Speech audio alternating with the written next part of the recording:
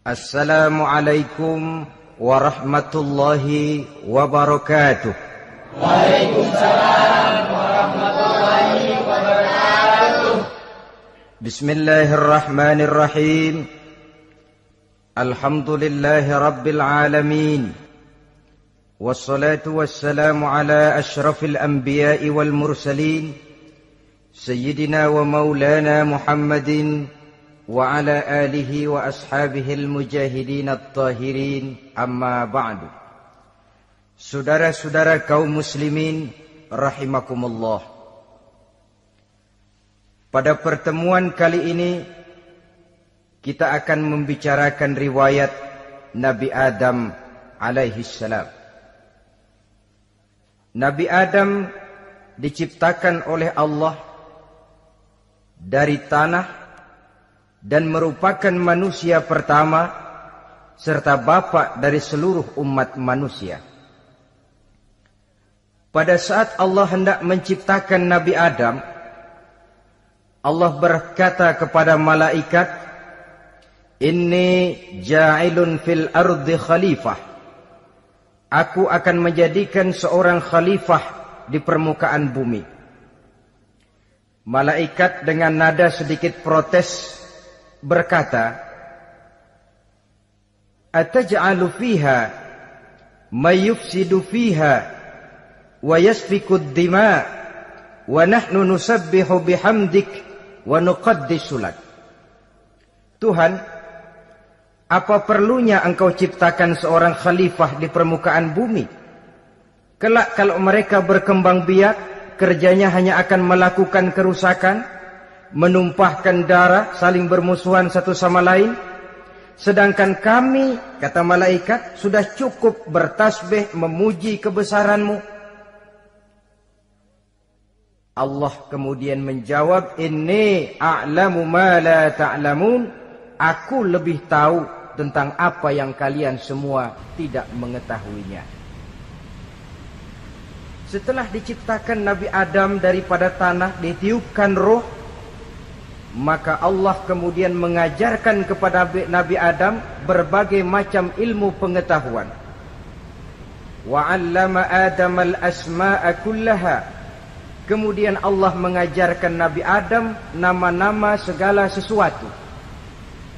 Nama merupakan simbol daripada ilmu pengetahuan. Nabi Adam akan dijadikan khalifah di permukaan bumi. Maka dibekali oleh Allah Subhanahu wa taala al-asma'a kullaha, nama-nama segala sesuatu. Yang dimaksud di sini ialah al-ulumal katsirah, ilmu pengetahuan yang banyak. Malaikat pada mulanya protes. Kami kan sudah cukup bertasbih Tuhan. Kami kan sudah cukup memujimu. Untuk apa lagi membuat manusia sebagai khalifah di permukaan bumi? Seolah-olah malaikat tidak setuju. Allah yang maha tahu rahasia segala sesuatu memberikan vonis, aku lebih tahu tentang apa yang kalian semua tidak tahu. Oleh karena Nabi Adam dipersiapkan untuk menjadi seorang khalifah di permukaan bumi, maka dibekali oleh Allah dengan ilmu pengetahuan. Begitu Nabi Adam dan begitu kita. Karena bukan cuma Nabi Adam, kita pun oleh Allah dijadikan sebagai khalifah-khalifah di permukaan bumi ini. Yang nilai kekhalifahan kita bergantung kepada kondisi kita masing-masing. Ada orang yang menjadi khalifah level internasional, menjadi pemimpin dunia Islam. Ada orang menjadi khalifah level nasional saja. Ada khalifah tingkat kota saja, ada khalifah tingkat kecamatan, ada khalifah tingkat RW, RT, sekurang-kurangnya khalifah untuk tingkat rumah tangga masing-masing. Nah, tanpa membekali diri dengan ilmu pengetahuan, jangan berharap kita akan bisa melaksanakan tugas sebagai khalifah di permukaan bumi ini. Apapun saja, Nabi mengajarkan man arada dunya fa'alaihi bil ilmi wa man arada al akhirata fa'alaihi bil ilmi wa man aradahuma fa'alaihi bil ilmi. Siapa yang menginginkan dunia harus dengan ilmu. Yang menginginkan akhirat juga harus dengan ilmu. Yang menginginkan dunia akhirat juga harus dengan ilmunya. Tanpa dasar ilmu, maka manusia tidak akan bisa menjalankan tugas kekhalifahan. Setelah diajarkan Adam nama segala sesuatu, dikonfrontir, dihadapkan dengan malaikat. Hei malaikat, kalau tadi kamu bilang buat apa perlunya menciptakan khalifah? Nih bentuknya. Adam. Sekarang hei malaikat, coba kamu sebutkan nama segala sesuatu ini yang ada di sini ini. Malaikat berkata, Subhanaka la ilma lana illa ma 'allamtana. Ya Allah, kami tidak punya ilmu, kami tidak tahu semua itu kecuali apa yang telah Engkau ajarkan kepada kami. Kalau kamu tidak sanggup, Adam, sebutkan nama-nama semua itu. Adam menyebutkannya dengan lancar. Ketika itulah Allah memerintahkan malaikat untuk sujud kepada Nabi Adam alaihi salam. Sujud di sini bukan sujudul ibadah, sebab sujud ibadah kepada yang selain Allah haram. Tapi sujud di sini sujudut tawadhu' i'tirafan bifadili Adam. Sujud merendahkan diri sebagai pengakuan terhadap keutamaan dan kelebihan Nabi Adam. Maka orang yang banyak ilmunya lebih utama dari orang yang hanya banyak ibadahnya. Bahkan iblis lebih takut kepada orang alim yang sedang tidur daripada orang goblok yang lagi ibadah. Model ini diceritakan dalam Ihya-nya Imamul Ghazali. Iblis masuk ke masjid mau menggoda orang lagi sholat. Sudah masuk di pojok masjid, dia lihat orang lagi tidur. Ngacir iblis keluar, cepat benar. Pucat mukanya. Ketemu di jalan sama temannya. Kenapa lari, Mas?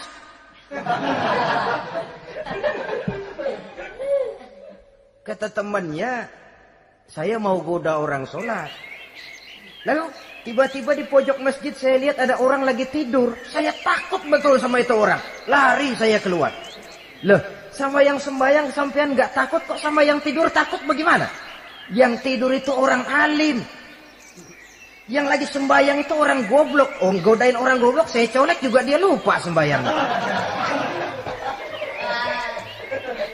Tapi orang alim ini saya takut betul. Nah, kalau diukur dengan malaikat waktu itu Nabi Adam, ibadahnya lebih banyak malaikat, jelas. Sudah bertasbih, sudah bertahmid malaikat. Nabi Adam baru diciptakan. Tapi kenapa Allah perintah malaikat sujud kepada Adam? I'tirafan bifadili Adam. Keutamaan Nabi Adam. Pantas untuk diserahi tugas sebagai khalifah mengatur kehidupan di muka bumi. Kalau malaikat yang jadi khalifah di dunia ini, nggak rame dunia. Coba malaikat, material, harta nggak perlu. Seksual nggak perlu. Dunia ini hambar. Justru dunia ini menjadi ramai setelah manusia diberikan fungsi sebagai malaikat, sebagai khalifah oleh Allah Subhanahu wa taala. Saudara-saudara kaum muslimin rahimakumullah, setelah nyata kelebihan Nabi Adam, maka Allah perintahkan Nabi Adam tinggal di surga dengan segala kenikmatan yang ada di dalamnya. Tapi lantaran sendirian, kesepian Nabi Adam ini. Allah Maha Tahu, maka diciptakannya pasangannya, yaitu Siti Hawa dari tulang rusuk yang sebelah kiri. Sehingga Nabi pernah pesan begini, Istausu bin nisa fa innahunna khuliqna min dhil'in. Hati-hati kamu ngadepi perempuan. Yang tolong dengar nih yang laki-laki, yang perempuan belaga budak aja dulu lah. Hati-hati kamu ngadepi perempuan. Fa innahunna khuliqna min dhil'in, karena perempuan diciptakan dari tulang rusuk sebelah kiri. Apa watak tulang rusuk? Tulang rusuk itu kan bengkok. Perempuan tuh begitu, didiemin aja bengkok terus, dikerasin patah.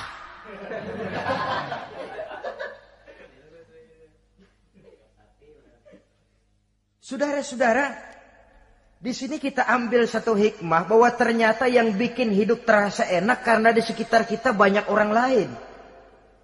Bodoh manusia kalau dia merasa bisa hidup sendirian. Tinggal di tengah kampung tapi gayanya gaya orang tidak mau kenal dan tidak mau tahu sama tetangga. Jangankan di dunia, di sorga saja Nabi Adam karena sendiri kesepian. Apa saudara mau tinggal di Jakarta? Apa saja di Jakarta, sudahlah milik saudara. Hotel Indonesia dikasih saudara, Hotel Borobudur punya saudara, Monas buntel bawa pulang.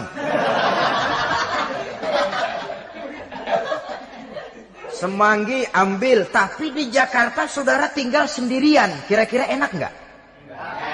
Ternyata yang bikin hidup terasa nikmat karena di sekitar kita banyak orang lain. Begitulah Allah ciptakan Siti Hawa. Setelah diciptakan Siti Hawa, natur manusiawi. Nabi Adam mau main pegang aja. Kata Allah, hai Adam, jangan kau sentuh sebelum kau bayar maharnya. Maharnya apa ya Allah? Maharnya antusalliya ala Muhammadin sallallahu alaihi wasallam. Maharnya kau bersolawat kepada Nabi Muhammad. Manusianya belum lagi diciptakan tapi namanya sudah ada. Nurnya sudah ada. Bahkan dijadikan mas kawin antara Adam dengan Hawa.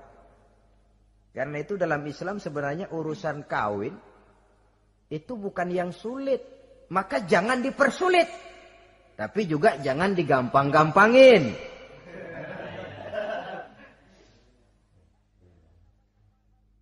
Artinya yang namanya mahar ini walaupun cuma sebentuk cincin besi kalau orang sangat tidak mampu. Bahkan dengan mengajarkan Fatihah saja sah sudah. Saya terima nikahnya Fulanah binti Fulan dengan mas kawinnya saya ajarkan dia surah Fatihah. Kalau memang kere betul, tidak punya apapun, sah sudah itu. Agama ini mudah, karena itu jangan dipersulit, tapi juga jangan digampang-gampangin.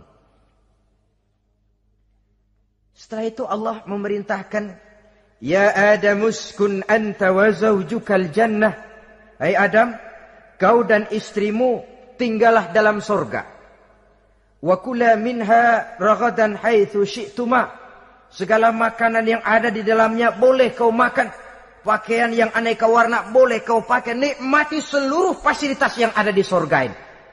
Cuma atu aja Adam. Yang lain boleh dah. Mau ngapa pakai atu aja jangan. La taqraba hadhihi syajarah. Jangan kamu dekati pohon khuldi itu. Dekat saja jangan. Apalagi sampai metik. Jangan Adam. Saudara, ma'asyiral muslimin, itulah watak manusia. Kalau ada 10 persoalan, yang 9 boleh, yang 1 tidak boleh, yang tidak boleh yang bikin dia penasaran. Gua pengen tahu ngapa kagak boleh sih. Timbul penasaran. Apalagi iblis selalu berusaha. Sebab pada waktu malaikat disuruh sujud, semuanya sujud kepada Adam. Iblis tidak mau sujud. Tuhan tegur.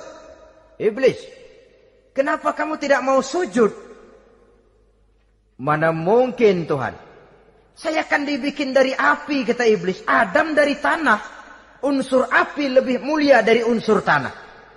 Masa saya harus tunduk kepada Nabi Adam? Gengsi dong. Adam kan anak kemarin sore, baru dibikin. Masa saya harus tunduk kepada orang yang macam itu? Ini kan perintah aku iblis. Kalau kau tidak mau tunduk, keluar dari sorga ini. Terusir iblis dari sorga karena kesombongannya tidak mau sujud kepada Adam. Nah, logika, kalau udah di sorga aja sombong diusir, apalagi yang masih tinggal di pinggir kali sombong.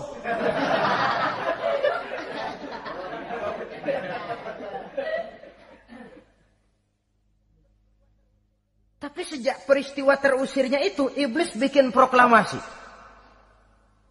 Apa proklamasi iblis? Rabbi fanzirni ila yaumi yub'atsun. Ya Allah, gara-gara Adam saya diusir dari surga. Saya minta kepadamu ya Allah, beri saya kesempatan sampai hari manusia dibangkitkan. Kata Tuhan, innaka minal munzarin. Oke, silakan. Mau apa iblis?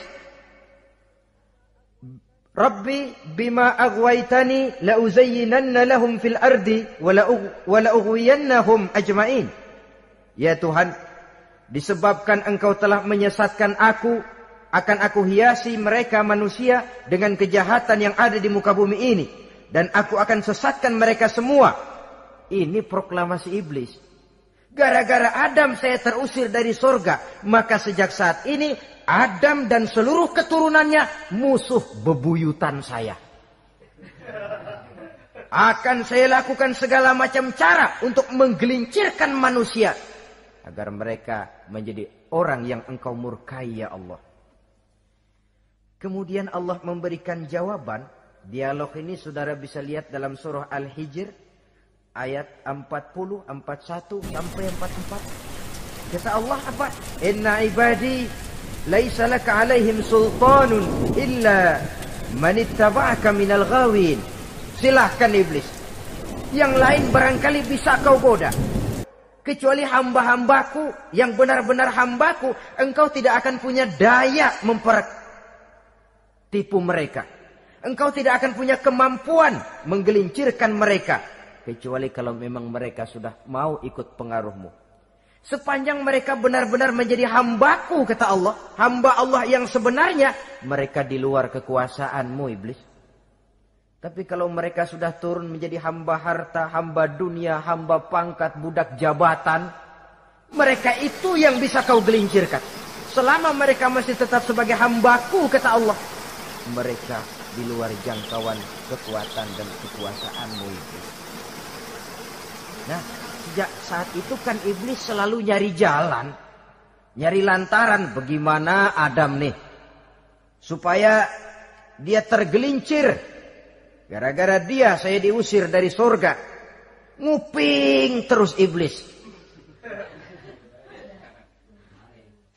Sampai akhirnya dia dapat berita tentang dilarangnya Nabi Adam mendekati pohon khuldi itu. Satu hari dengan muka sedih. Ya, iblis itu the best actor. Aktor ulung dia. Dengan roman muka sedih. Dia datang kepada Nabi Adam dan Siti Hawa. Kata Nabi Adam, iblis, ente kok tampangnya demek amat sih?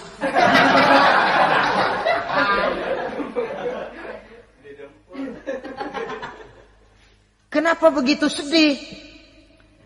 Adam, saya sebenarnya tidak ada yang bikin saya sedih. Cuma saya dapat berita bahwa engkau tidak akan selamanya di dalam surga ini. Wah Adam, kalau engkau bisa tetap tinggal di surga bersama istrimu, alangkah bahagianya saya, kata iblis. Tapi saya dapat kabar, ente nggak bakalan lama-lama di surga. Buktinya ente dilarang makan buah khuldi. Khuldun artinya kekal. Kalau kau makan buah itu, kau akan kekal di surga Adam. Tuhan nggak pengen, makanya dilarang. Wa qasamahuma inni lakuma laminan nasihin. Untuk memperkuat omongannya, sumpah si iblis. Bener Dam, saya sih ngomong cuma buat kepentingan ente. Saya sayang sama ente. Yang tahu cuma saya dah. Bicaranya seolah-olah untuk kepentingan Nabi Adam. Sebenarnya tujuannya tidak lebih menjerumuskan Nabi Adam. Begitu iblis zaman dulu, zaman Adam. Dan begitu iblis zaman sekarang. Seolah-olah bicaranya untuk kepentingan umat Islam. Tapi sebenarnya tujuannya ngelecehin. Memperdayakan umat Islam. Dia bilang kepada Adam, saya sih cuma ngasih saran Adam, kalau ente pengen selamanya di surga, petik aja tuh buah. Pokoknya beres dah. Itu si Tuhan ngelarang bohongin doang lo. Supaya kau dan istrimu tidak lama-lama di sorga, maka dilarangnya kau memakan buah khuldi itu. Udah, embat saja. Saudara-saudara, tipu daya iblis ini bisa kita baca dalam surah Al-A'raf ayat 20 sampai ayat 22. Nabi Adam tergoda, ditambah oleh bujuk rayu Siti Hawa. Nabi Adam yang setengah hati itu akhirnya terpancing betul. Sebab itu perempuan, walaupun peranannya tidak begitu kelihatan, tapi memang sangat menentukan. Tidak ada seorang suami bisa sukses jadi apapun dia tanpa peran serta istrinya. Karena itu sebagai muslim, kita punya teman hidup dan kita punya lawan hidup. Siapa teman hidup kita? Dalam arti sempit, teman hidup kita istri. Kalau dia istri tentu suami yang taat kepada Allah dan Rasulnya. Dalam arti luas, teman hidup kita ialah setiap muslim, setiap orang yang pandangan hidupnya sama dengan kita. Itu teman hidup. Lalu lawan hidup kita siapa? Lawan hidup kita secara mutlak iblis dalam segala bentuknya. Iblis yang berbentuk halus, ini ngusirnya rada lebih gampang. Konon ya, iblis setan itu kalau dengar orang azan kan lari. Takut dia, dibacakan bismillah, minggir. Yang sulit diusir ini iblis yang berbentuk manusia. Diazanin nyengir.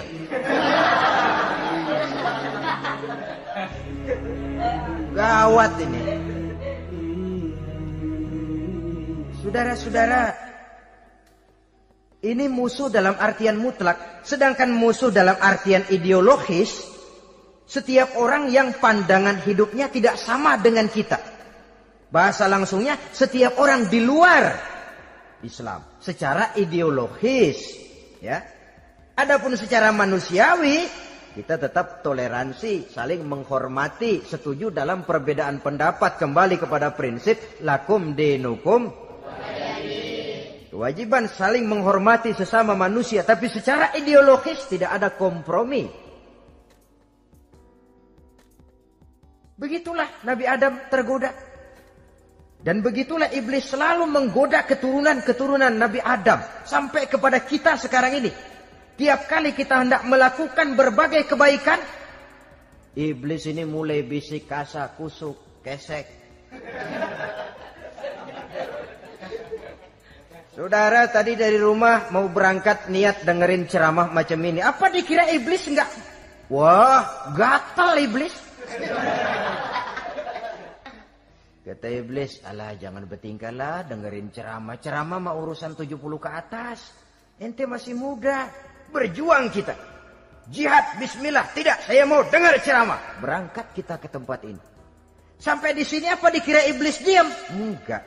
Dia bisikin lagi. Iya, lo hadir ke sono dah. Cuma nyampe sono lo ngomong aja ngomong dah. Ustadz mah jangan didengerin, ngomong aja udah. Perang lagi jihad, saya nggak mau ngomong, mau dengerin betul-betul. Kata iblis, iya lo dengerin dah, jangan ngomong, cuman pules.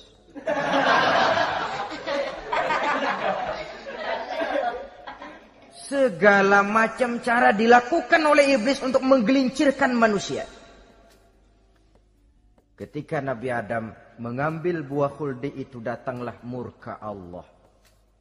Adam, seolah-olah kalau bahasa kita, kelewatan kamu Adam. Dari belum ada aku ciptakan engkau. Barangkali kau merasa kesepian, aku ciptakan Hawa.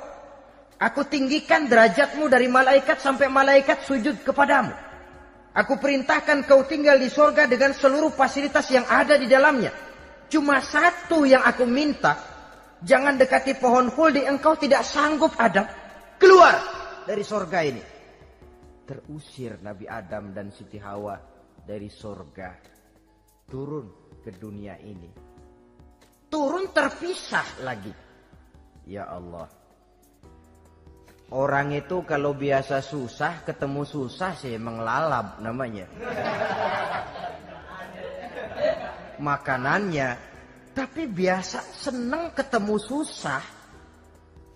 Ini yang kalau tidak kuat mental. Tengoklah zaman sekarang kan nih. Kalau tuan-tuan rajin baca pos kota. Kayaknya nyawa murah bener. Pasal duit 100, nyawa hilang. Pasal diputusin pacar, begon ditenggak. Gantung diri pakai tali plastik. Murah betul kelihatannya jiwa itu. Sehingga pantas kalau Nabi pernah katakan irhamu salasatan minan nas, sayangilah 3 macam manusia. Pertama, azizan zalla, orang mulia yang jatuh hina. Pejabat tinggi kalau pensiun kesian bener. Ya Allah. Udah nggak ada yang ngasih hormat, tanda tangan nggak laku. Azizan zalla. Orang mulia yang jatuh hina. Yang kedua, ghaniyan qad iftaqara. Orang kaya jatuh miskin. Dari hidup serba ada jatuh melarat. Yang ketiga, faqihan yal'abu bihil juhal. Ahli fikih ngerti hukum tapi dipermainkan oleh orang-orang bodoh yang kebetulan punya kekuasaan. Kalau keluar fatwa sesuai dengan pesan sponsor. Yang halal bisa jadi haram, yang haram dibikin remeng-remeng. Ahli fikih dipermainkan oleh orang bodoh. Kasihan betul. Terpisah Adam dengan Hawa ini. Adapun Nabi Adam turun menyesal dengan seluruh kesalahannya. Sujud, taubat, menangis. Menurut riwayat 300 tahun beliau sujud. Seraya membaca Rabbana zalamna anfusana wa illam taghfir lana wa tarhamna lanakunanna minal khasirin. Ini doanya Nabi Adam. Ya Allah, kami telah zalim kepada diri kami sendiri. Andai kata engkau tidak kasihan, tidak memberikan ampun kepada dosa yang kami lakukan, sungguh kami termasuk ke dalam golongan orang-orang yang rugi. Ini yang dibaca Nabi Adam dalam taubatnya.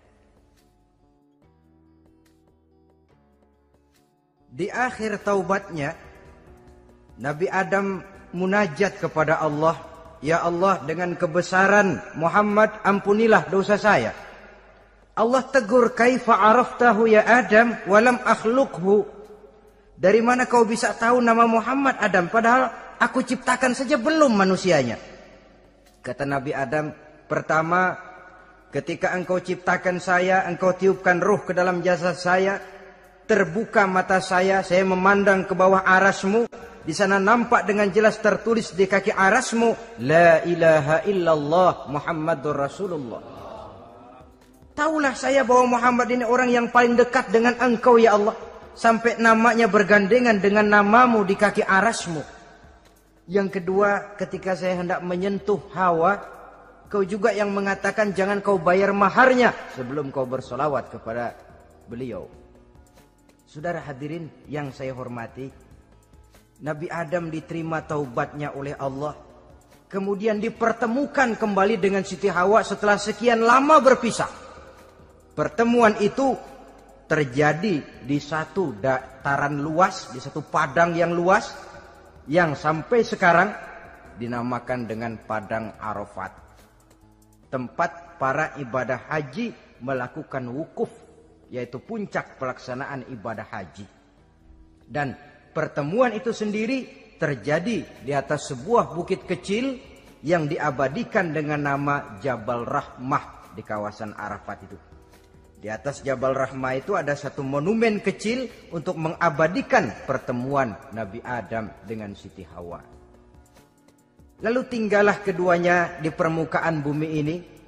Oleh Allah diberikan karunia keturunan yang banyak. Dan tiap kali lahir kembar. Kembarnya laki perempuan, laki perempuan, laki perempuan. Dari sinilah berkembang biak manusia. Di mana di zaman Nabi Adam perkawinannya silang. Karena tentu tidak ada manusia lain. Perkawinan silang itu artinya kalau si A dan B, A ini laki, B perempuan, kemudian lahir kembar kedua antara C dengan D, maka begitulah yang A dikawinkan dengan D, yang C dikawinkan dengan B. Perkawinan silang. Tidak boleh perkawinan yang kembar sama waktu dilahirkan. Nah, di antara putra-putra Nabi Adam yang kemudian juga membuat sejarah, yaitu Habil dan Qabil. Habil, saudara kembarnya namanya Labuda, perempuan. Qabil, saudara perempuannya Iklimah. Menurut hukum perkawinan waktu itu harus silang. Habil harus kawin dengan Iklimah dan Qabil harus kawin dengan Labuda. Tapi Qabil protes. Dia kepengen kawin dengan saudara kembarnya sendiri. Dalam arti yang sama-sama dilahirkan dengan dia, yaitu Iklimah. Kenapa? Karena kebetulan rupa Iklimah ini lebih cantik daripada Labuda. Protes kepada ayahandanya Nabi Adam. Abah, saya tidak terima, saya harus kawin dengan Iklimah. Tidak Qabil, kamu harus kawin dengan Labuda. Enggak mau. Kenapa dengan Labuda? Kurang kece.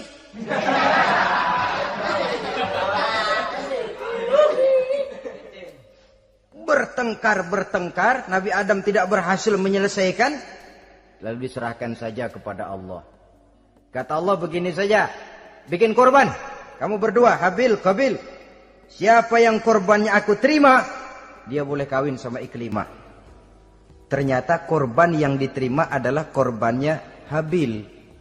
Jadilah Habil kawin dengan Iklimah. Tapi Qabil tidak puas. Dendam kesumatnya timbul, iblis ngilikin. Kresek. Akhirnya dibunuh saudaranya Habil ini. Inilah sejarah pembunuhan pertama dalam kehidupan manusia. Qabil membunuh Habil. Habis dibunuh bingung. Bagaimana naruhnya ini mayat? Allah lalu memberikan petunjuk. Dalam Al-Maidah ayat 31 itu dijelaskan. Ada burung gagak berantem sama burung. Yang satu mati. Nah, oleh yang masih hidup, tanah ini dicakar-cakar sama kakinya dan sama paruhnya. Sehingga berbentuk lubang, bangkai saudaranya itu dimasukin ke lubang itu lalu diuruk lagi pakai tanah oleh cakar kakinya dan paruhnya itu. Sehingga Qabil, cara ini bisa. Itulah sejarah penguburan pertama dalam perkembangan manusia. Oleh karena itu, Nabi memberikan penjelasan, man sanna sunnatan hasanatan falahu ajruha wa ajru man amila biha wa fi riwayatin wa ajru man tabi'aha. Siapa orang yang melakukan satu kebajikan, dia akan mendapat pahala dan pahala dari orang-orang yang mengikuti kebaikannya. Misalnya saudara membentuk pengajian, ramai pengajian saudara, 1000 orang yang datang ngaji, 1000 orang saudara dapat pahala. Sponsor kebaikan. Sebaliknya, wa man sanna sunnatan sayyi'atan falahu ismuha wa ismu man amila biha, ay wa ismu man tabi'aha. Siapa yang memulai suatu kejahatan, dia akan mendapat dosa dan dosa dari orang-orang yang melakukan atau mengikuti kejahatannya. Umpamanya saudara mengadakan pesta. Lalu dalam pesta itu terjadi segala macam maksiat. Maka seluruh maksiat yang terjadi malam itu di tempat itu, saudara ikut dapat dosanya. Kenapa? Sponsor. Tiap kali ada pembunuhan, Qabil dapat andil dosa. Kenapa? Sponsor. Tapi kalau 2 orang muslim, ini masalahnya Habil nggak ngelawan kan, dibunuh. Tapi kalau 2 orang muslim berkelahi, kata Nabi apa? Apabila 2 orang muslim saling berbunuh-bunuhan, maka al-qatil wal maqtul finnar. Baik yang membunuh ataupun yang dibunuh, dua-duanya neraka. Sahabat heran, ya Rasul, kalau yang ngebunuh masuk neraka pantas, tapi ini yang dibunuh kenapa neraka juga? Soalnya sama-sama niat, cuman keduluan aja. Itu kan masalahnya. Andai kata dia nggak terbunuh, dia yang akan membunuh. Niat itu sudah ada.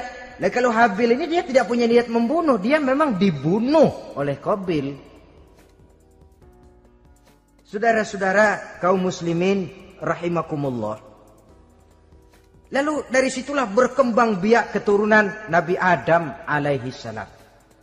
Sehingga dengan demikian bisa kita katakan sebagai satu konklusi. Pertama, bahwa manusia adalah makhluk Allah yang menempati kedudukan tertinggi. Dan berasal dari Nabi Adam sebagai manusia pertama.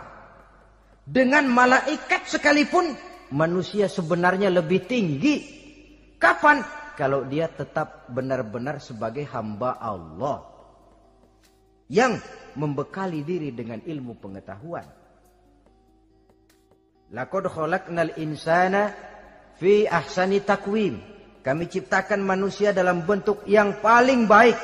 Dan ketinggian manusia itu tidak ditentukan oleh bahan-bahan dari mana manusia diciptakan. Tapi ditentukan oleh adanya roh yang ditiupkan ke dalam jasadnya. Dan kemampuan yang ditimbulkan oleh nilai-nilai rohaniah tadi. Kalau secara biologis kita ini semua bahannya sama. Dari saripati mak tanah yang menghasilkan buah yang dimakan oleh mak bapak kita. Membentuk hormon, menghasilkan sperma. Terjadi kerjasama yang baik antara ibu dan bapak. Sehingga kemudian melahirkan kita ke alam dunia ini. Secara biologis bahan kita sama. Dan tidak itu yang menentukan ketinggian manusia. Walaupun keturunan juga mempengaruhi. Sebab sekarang ada istilah ramai orang bicara bayi tabung. Dan majelis ulama sudah memberikan fatwa kalau spermanya itu berasal dari sang bapak, tidak jadi masalah. Tapi kalau dari orang lain, haram. Yang lebih celaka lagi di negara maju, tidak lewat proses alam rahim. Jadi dalam satu tabung yang diberikan suhu yang mirip dalam kandungan, di situ dipertemukan antara sperma, air mani laki-laki, dengan ovum, air mani perempuan. Diberikan suhu yang mirip dalam kandungan, dan itu diharapkan bisa menghasilkan manusia lewat tabung kaca itu. Saya tidak sanggup bayangkan kalau sekarang orang tanya usul asal-usul kita, kan kita masih enak jawab. Kamu anak siapa? Oh, bapak saya Fulan, ibu saya Fulana. Oh, kenal saya. Tapi manusia yang akan datang kalau proyek ini berhasil, bapakmu siapa? Enggak tahu, saya dulu keluar dari tabung, Pak. Rendah betul martabat manusia. Sama saja dengan ada perempuan pernah protes, Pak, Islam itu enggak adil katanya. Kenapa? Masa dalam Islam laki-laki boleh kawin lebih dari satu, tapi perempuan nggak boleh kawin lebih dari satu. Supaya sama-sama adil, boleh dong perempuan punya laki lebih dari satu. Saya bilang, justru disitulah Islam itu hendak menjaga martabat manusia. Kalau seorang suami punya istri empat-empatnya lalu hamil, bapaknya jelas. Tapi kalau perempuan satu punya suami 4 lalu hamil, bapaknya yang mana ya?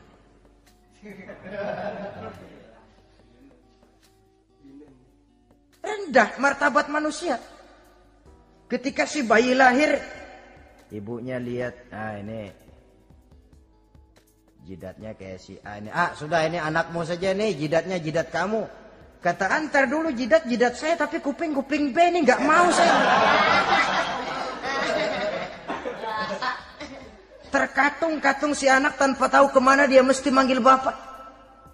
Ibu daftarin anak ke sekolah, Pak Guru tanya lagi, ini bin siapa, Bu? Bingung lah, udah tulis, Bu, bin rame-rame.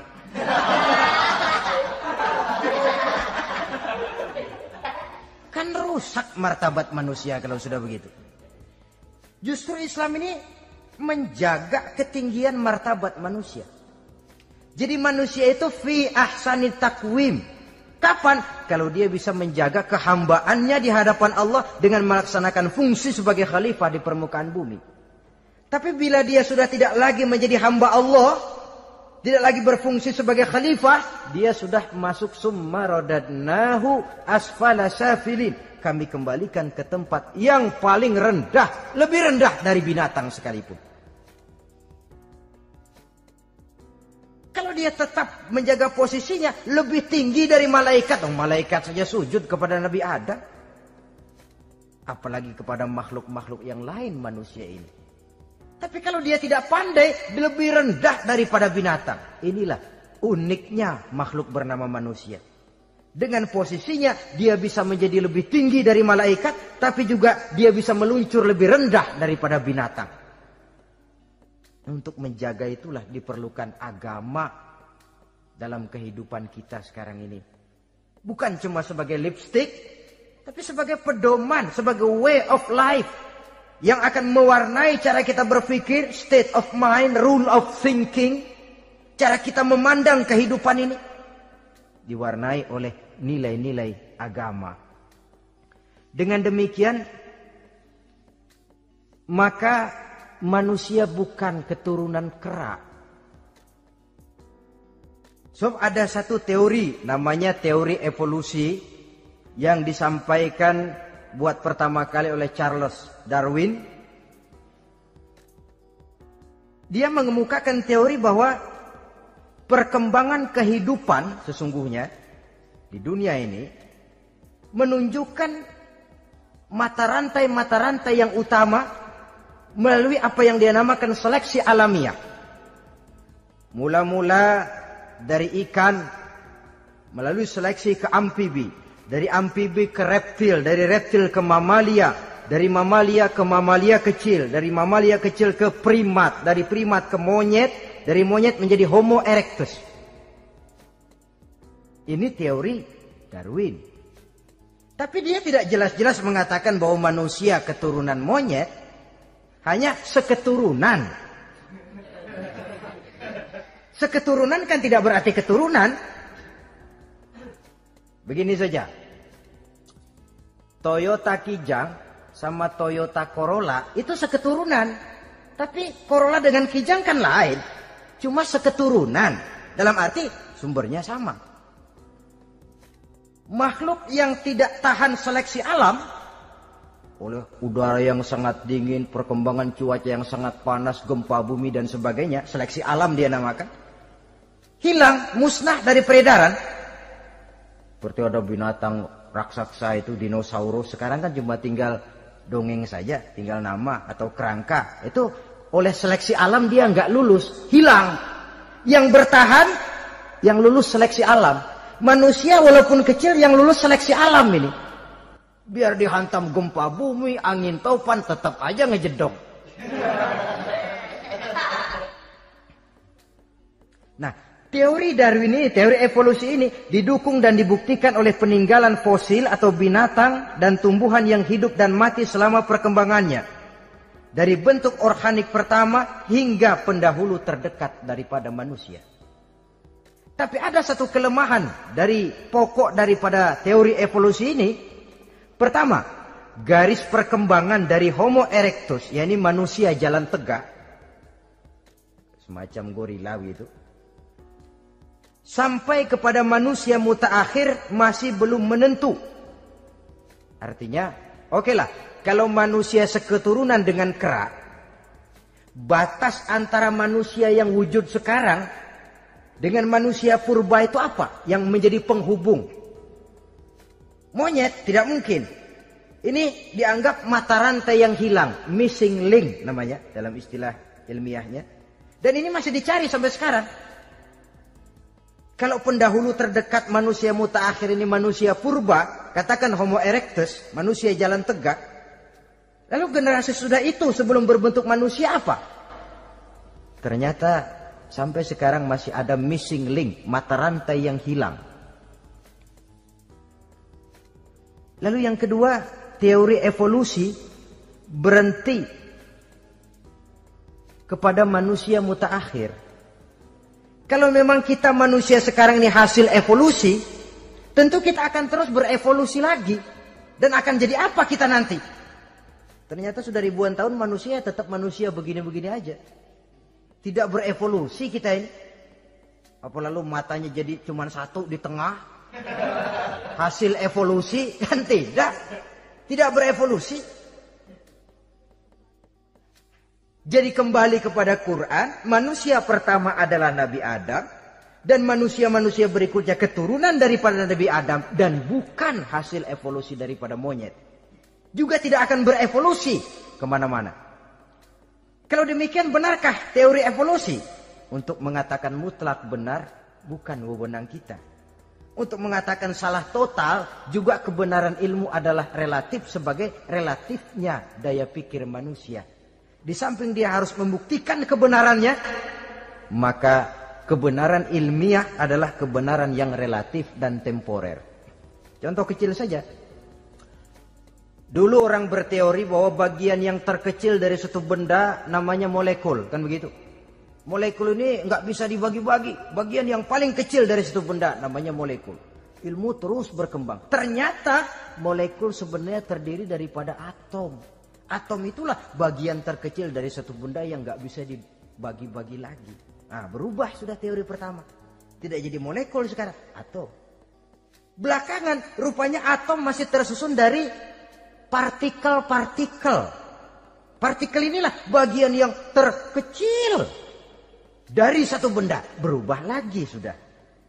Dan tidak mustahil akan ada penemuan bahwa partikel pun masih bisa dibagi-bagi lagi. Begitu juga dengan teori evolusi ini. Sehingga beberapa ahli semacam Dr. Charles Oxnard, Dr. Jane Paul Hallett dari Chicago dan California, mereka sudah membantah teori evolusi ini. Namun masalah paling pokok dari kita ialah kita diciptakan oleh Allah berasal dari Nabi Adam alaihi salam. Nabi Adam diciptakan dari tanah. Dan kita bukan hasil dari evolusi, juga tidak akan berevolusi. Nah, lalu kepada makhluk bernama manusia diberikan fungsi sebagai khalifah di permukaan bumi ini.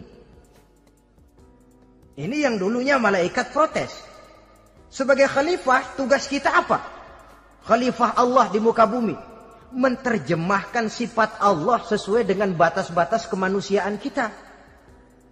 Allah Maha Pengasih. Berusahalah kita pengasih kepada makhluk sesuai dengan batasan manusiawi kita. Allah Maha Menolong. Ringan tanganlah kita menolong orang yang memerlukan sesuai dengan batas kemampuan kita. Fungsi khalifah. Untuk bisa berfungsi sebagai khalifah secara baik, kita harus mempunyai modal yang dinamakan ilmu pengetahuan. Dan Islam sangat menggalakkan itu. Jauh dulu 14 abad yang lalu, dari desa kecil yang bernama Mekah yang peta belum muat, orang di dunia belum kenal, sudah keluar seruan utlubil ilma walau bisin, tuntutlah ilmu walaupun di negeri Cina. Ngomong Cina di Mekah, padahal Mekah waktu itu belum masuk peta, belum dikenal orang. Sudah ada revolusi ilmu dan budaya. Belajar walaupun harus nyebrang ke negeri Cina. Lalu ada lagi misalnya alimu auladakumus sibahata warrimayah, kata Nabi. Ajarkan anakmu renang dan lempar lembing, lempar cakram, olahraga. Satu tanda Islam agama masa depan. 14 abad yang lalu di Saudi Arabia, Nabi mengajarkan ajari anakmu berenang. Kalau Islam agama untuk orang Arab saja, mau berenang di pasir. Tapi wawasan pandangannya luas. Bahwa Arab sebagian besar memang Islam, betul. Tapi Islam bukannya Arab, itu juga jelas.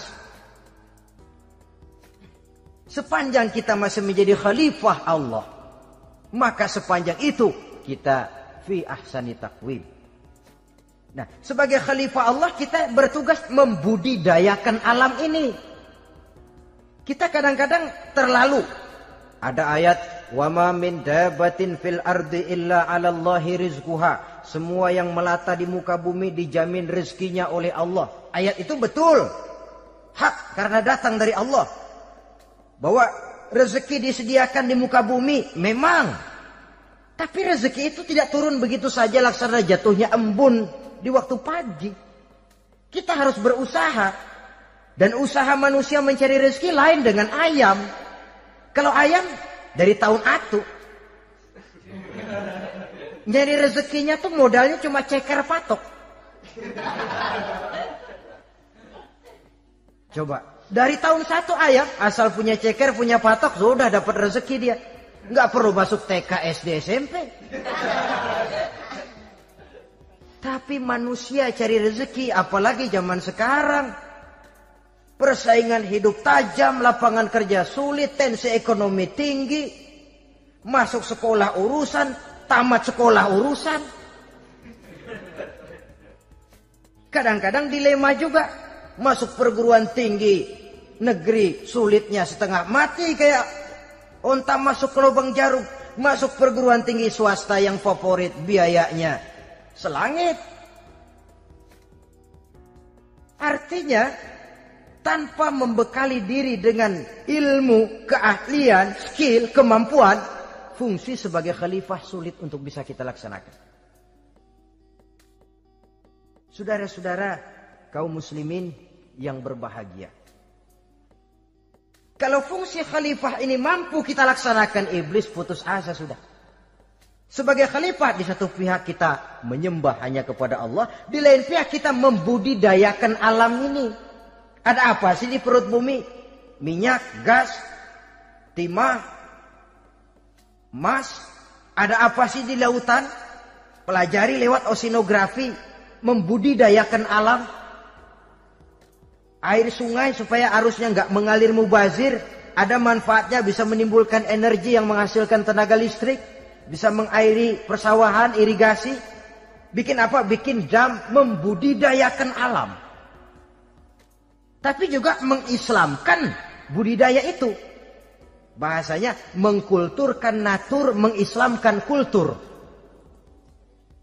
Membudidayakan alam dan mengislamkan budi dan budaya manusia ini. Sehingga apapun yang kita kelola dari alam ini nantinya akan untuk menunjang tugas sebagai khalifah, sujud kepada Qadhi Rabbul Jalil. Saudara-saudara, maka bersyukur kita. Oleh Allah dijadikan manusia.